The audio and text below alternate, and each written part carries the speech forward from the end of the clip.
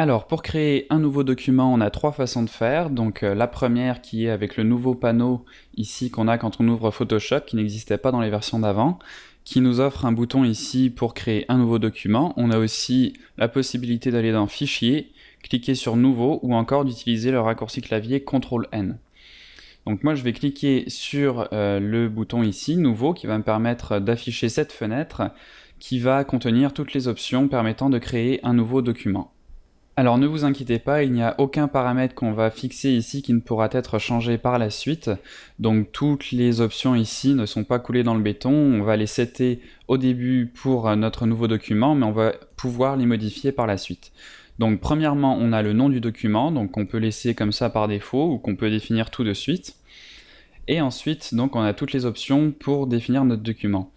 Ici, vous voyez qu'on a un type de document qui nous permet de venir choisir des paramètres prédéfinis.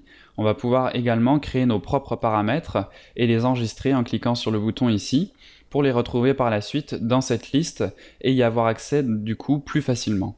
Donc ici, vous voyez qu'on a la taille du document, donc la largeur et la hauteur en pixels. On peut aussi la mettre en pouces, en centimètres, millimètres, etc.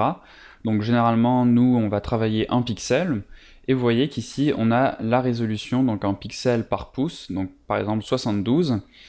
Les modes de couleur, donc est-ce qu'on veut être en niveau de gris, en RGB, donc red, green, blue, rouge, vert, bleu, CMJN, donc cyan, magenta, jaune, noir, etc. Donc différents formats pour différents types de travaux, et est-ce qu'on veut également travailler en 8 bits, en 16 bits ou en 32 bits.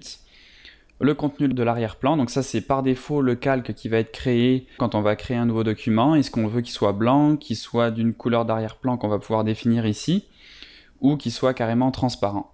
Donc tout ça, comme je vous dis, c'est pas forcément très important pour l'instant. Je vais quand même mettre une taille de 1920 par 1080 pour la largeur et la hauteur, m'assurer que je suis bien en pixels. Généralement, je me mets en RGB 8 bits avec un arrière-plan blanc, donc ça c'est les valeurs par défaut. Donc je fais vraiment juste changer la valeur de ma largeur et de ma hauteur en pixels, et je clique sur OK pour créer le nouveau document. Donc voilà mon nouveau document qui s'est ouvert, et vous voyez que, comme prévu, l'arrière-plan est donc blanc, comme nous l'avions défini dans la fenêtre pour créer un nouveau document. Donc voilà, c'est pas compliqué du tout, c'est quelque chose que vous allez faire très souvent et qui va vraiment devenir une habitude très rapidement dans Photoshop.